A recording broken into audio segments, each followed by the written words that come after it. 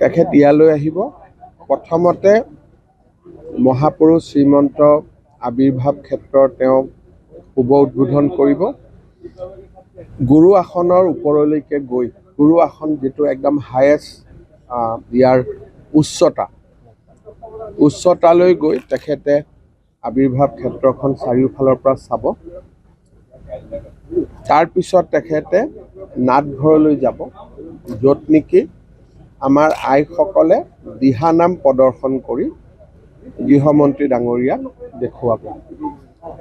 গোটেই ৰাস্তাটো শংকৰী কলা কৃষ্টি আৰু গায়ন বায়নেৰে এটা আধ্যাত্মিক পৰিৱেশ সৃষ্টি কৰিব। প্ৰকল্পটো কালি উদ্বোধন হ'ব, কিন্তু জনতাৰ বাবে খুলি দিবৰ কাৰণে আমি কিছু আৰু সময় ল'ম, প্ৰায় এমাহ সময় ল'ম।